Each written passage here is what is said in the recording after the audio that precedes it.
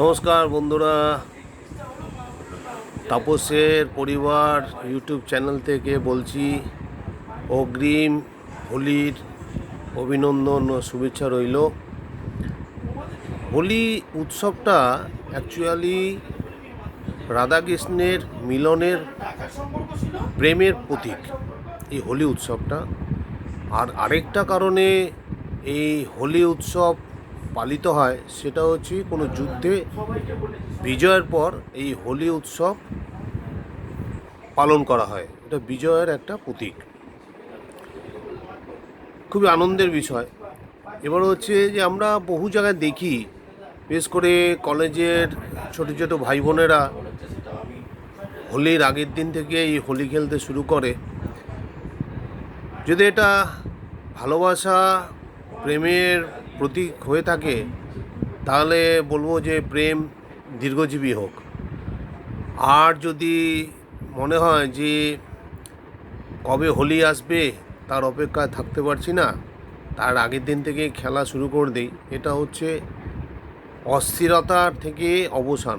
তাহলে আমি বলবো যে অস্থিরতা থেকে মানুষের যে পরিস্থিতি তৈরি হয়, তার থেকে সময়ের জিনিস সময় ব্যবহার করলেই ভালো। সবুরে মেয়া ফলে। তো একটা গাছে যখন ফল পাকে তার যা টেস্ট, আর কার্বাইড দিয়ে ফল পাকানো তার টেস্ট দুটো কখনোই একরকম নয়। তা যে জিনিসটা যখন যেটা হওয়া উচিত তখন হলেই ভালো হয়। এটা আমার নিজস্ব মতামত। তবে সময় হলে, যেমন আমার জীবনে ঘটেছিল, আমি 10-15 বছর আগে দুর্গাপূজার ঠিক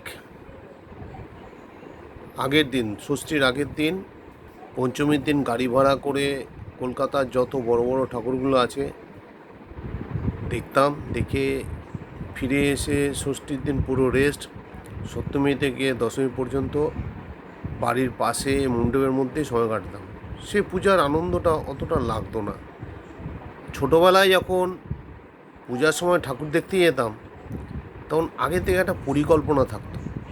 ষষ্ঠীর দিন এই জামা পরবো, এখানে এখানে ঠাকুরগুলো দেখতে যাবো, এই খাবো। সপ্তমীর দিন এক প্রোগ্রাম, অষ্টমীর দিন এক প্রোগ্রাম, সবাই মিলে দুপুরবেলা একসাথে খাওয়া দাওয়া করা, তার একটা বিশাল আনন্দ। নবমীর দিন এক প্রোগ্রাম, দশমীর দিন ঠাকুর বিসর্জন যাবে, মন খারাপ হয়ে যেত। দশমীর আপনার বরণের একটা উৎসব, ভারী আনন্দের। তারপরে বিসর্জনে যেতাম।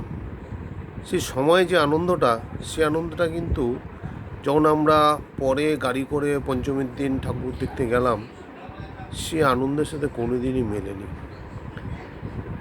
তা আমি দেখি যে যে কোনো জিনিস যেদিন ঘটবে তার আগে যদি সেইটা উপভোগ করা হয়, তাহলে সময় যে অনুষ্ঠানটা, তার আনন্দ ফিকে হয়ে যায়।